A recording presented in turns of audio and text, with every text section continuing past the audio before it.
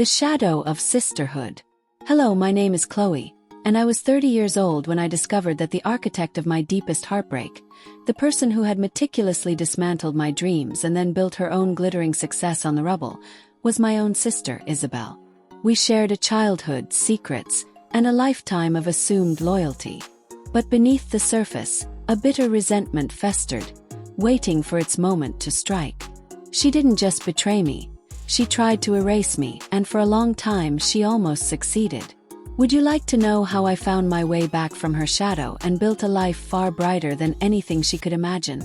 The email arrived on a Tuesday, innocent enough in its subject line, regarding the Willow Creek project.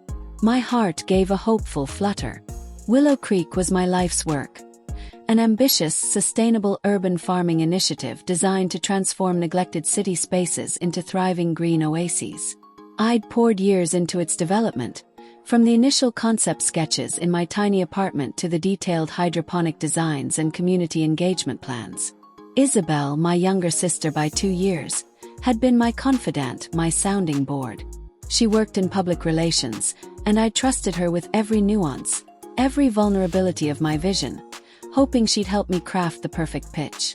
The email wasn't from the city council as I expected, but from Verdant Solutions, a newly established firm I'd never heard of. It began, "Dear Ms. Carter, we regret to inform you that your proposal for the Willow Creek project has been declined. The city has decided to move forward with a more comprehensive and robust plan presented by Verdant Solutions." A cold dread seeped into my bones. My proposal was comprehensive. It was robust. I scrolled down, past the polite rejection, to the attached summary of Verdant Solutions' winning bid. And there, staring back at me, were my own designs. My innovative irrigation system, my unique crop rotation model, even the specific community outreach strategies I had meticulously planned. The entire blueprint of Willow Creek, repackaged and rebranded. And at the bottom, listed as the CEO and lead visionary, Isabel Vance. She had taken our mother's maiden name years ago, claiming it sounded more professional. My breath caught in my throat. Isabel, my own sister. The one who had sat at my kitchen table, sipping tea, nodding enthusiastically as I described my dream. The one who had access to all my digital files, my preliminary budgets, my detailed presentations. She hadn't just used my ideas. She had stolen my entire project, my very passion, and presented it as her own. I stared at her photo on the accompanying press release. A confident, radiant smile, perfectly coiffed hair, a bespoke suit. Isabel Vance brings fresh, innovative leadership to urban sustainability, the caption read. My world tilted. The sister who had shared a bunk bed with me, who I'd defended in schoolyard fights, who I'd comforted through her first heartbreak, had committed the ultimate betrayal. She hadn't just taken a piece. She'd taken the whole pie, leaving me with nothing but crumbs and a gaping wound. The next few weeks were a blur of disbelief and raw pain. I called Isabel. She was cool, distant. "Chloe, I don't know what you're talking about. Verdant Solutions is my own concept. Perhaps there are some similarities in approach, but great minds think alike, don't they?" Her voice dripped with condescension. She denied everything, gaslit me, and then, with chilling calm, warned me about frivolous accusations that could harm my reputation. My attempts to expose her were met with brick walls. Isabel had moved fast. Her company was already well funded, her patents filed, her PR machine in full swing. My claims, without concrete, independently verifiable proof that she had stolen my ideas beyond the obvious likeness, were dismissed as sour grapes from a disgruntled competitor. Even some family members, swayed by Isabel's charm and the glossy image of her success, subtly suggested I was overreacting. "Isabel's always been ambitious, Chloe. Maybe you just didn't push hard enough." My parents, caught between their 2 daughters, urged me to find peace and move on. But how could I, when her triumph was a living monument to my heartbreak? The initial despair, heavy and suffocating, gradually hardened into a cold, unwavering resolve. I wasn't just going to move on, I was going to rise. I would not only reclaim my ideas, But I would build something so undeniably, uniquely mine that her carbon copy crown would shatter. I retreated not into self-pity but into my work. I took on freelance consulting jobs, meticulously saving every penny. I immersed myself in advanced biotech and ecological engineering, pushing the boundaries of what I thought was possible. My new project, codenamed Elysium, would be more than just urban farming. It would integrate advanced AI for hyperlocalized climate control, develop genetically optimized plant strains for extreme conditions, and create closed-loop waste-to-resource systems that made Willow Creek look like a simple garden patch. It wasn't about vengeance. It was about surpassing. It was about proving, not to Isabel but to myself, that my vision was authentic, innovative, and unstoppable. I worked in solitude, fueled by the quiet fire of determination. Every time I saw a news report celebrating Isabel's genius, every time her face appeared on a magazine cover, it wasn't a defeat.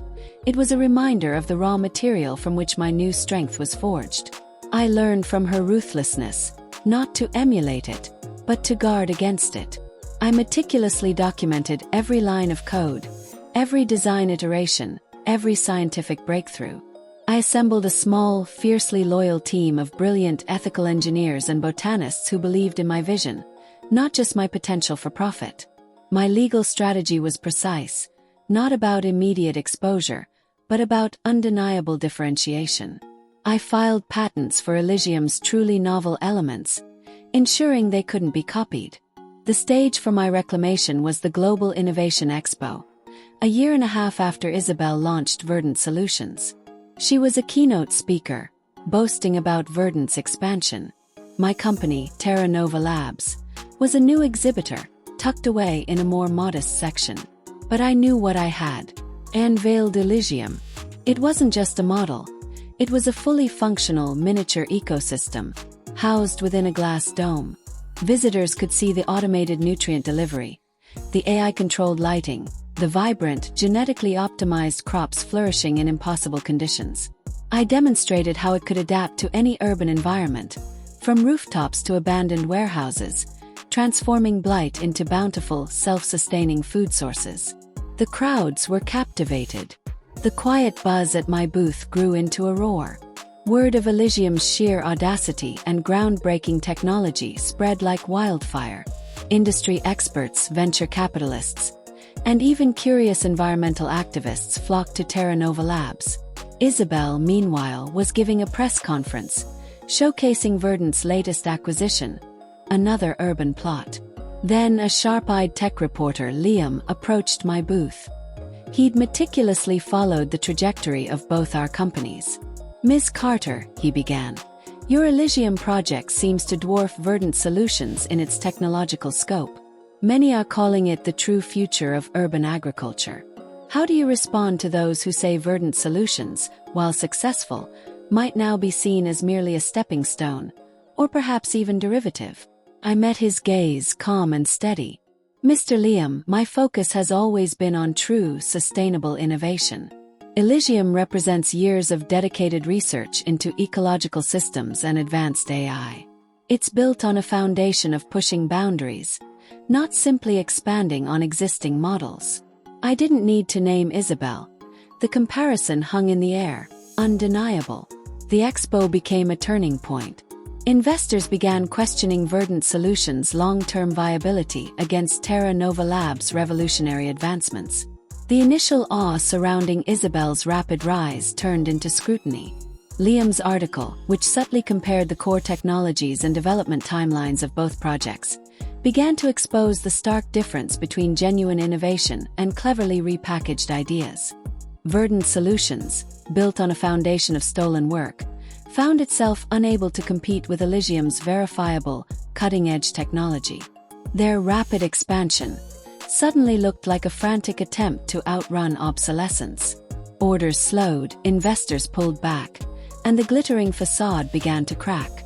Isabel, once lauded as a visionary, was now facing questions about the true origins of her initial success.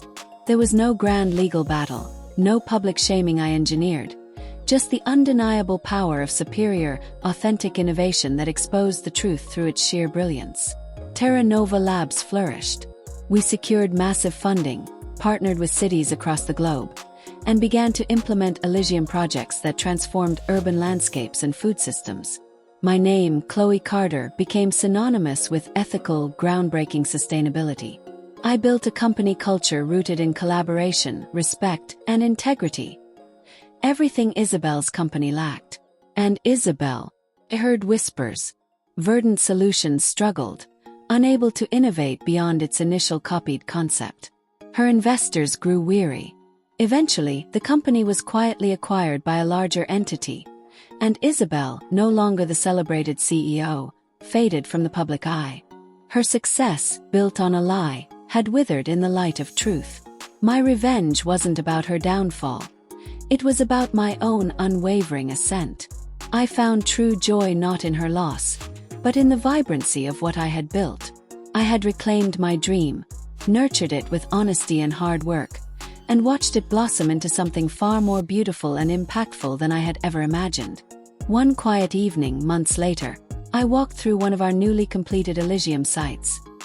A former abandoned lot now teeming with life, glowing under the soft hum of hydroponic lights.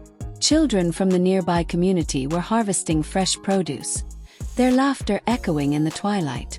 It was a tangible realization of my vision. I thought of Isabel, somewhere in her diminished world. The pain of her betrayal was no longer a raw wound, but a faded scar, a reminder of the darkness I had overcome. My happiness wasn't dependent on her failure. It was a consequence of my own unwavering spirit and the vibrant life I had built, unapologetically, out of the seeds of my own brilliance. And that, I realized, was the most profound victory of all.